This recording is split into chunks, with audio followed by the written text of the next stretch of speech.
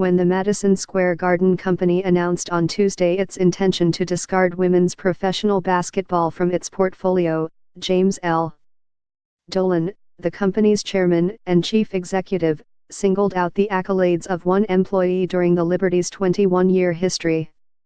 That person is not in the Liberty's Ring of Honor or on the current roster.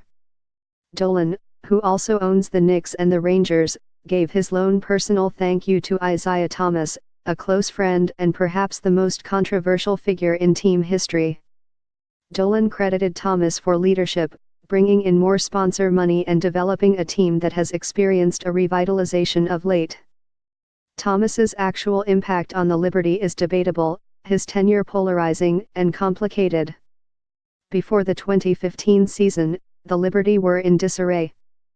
Dolan would say later that year that the team was a financial drain. In a highly scrutinized move, Dolan made Thomas an advisor and later named him team president, a post that included an ownership stake in the Liberty.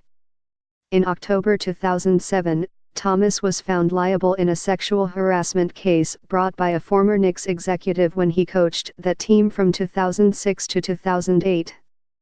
There were initial criticisms and protests, and Thomas ultimately did not become an owner, but the Liberty became a perennial contender with him as president. They won 20 or more regular season games for 3 straight years.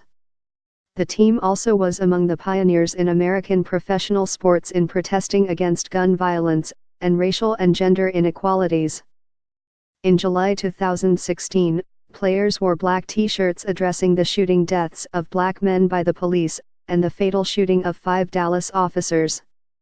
In an interview in August, Thomas said that he prioritized fostering a united, vocally progressive locker room, the kind of environment that might have led players to speak out against the allegations that followed Thomas 10 years earlier. These type of discussions we have daily as a team and within our organization, Thomas said. They have the educational background and the life experiences to truly speak to them and articulate themselves in a way that most professional athletes can't. Speakers like Adila Shabazz, a daughter of Malcolm X, were brought in throughout the year to cultivate the Liberty's message. As the team found its voice and escaped its on-court doldrums, some fans, in interviews throughout last season, said that they had slowly embraced Thomas. Others still struggled with supporting someone whose past conflicted with their personal values. Thomas presented a public image supportive of issues important to many Liberty fans. Before the Liberty's game against the Indiana Fever on August 8, Thomas tweeted out a photo championing girl power standing next to the WNBA president, Lisa M. Borders, the former player Swin Cash, and Chelsea Clinton. The tweet ended with the hashtag #ShepAssist, in reference to a book Clinton wrote about influential women. Last season, Thomas joined the Liberty on a float in the New York Pride March and developed a partnership with Planned Parenthood.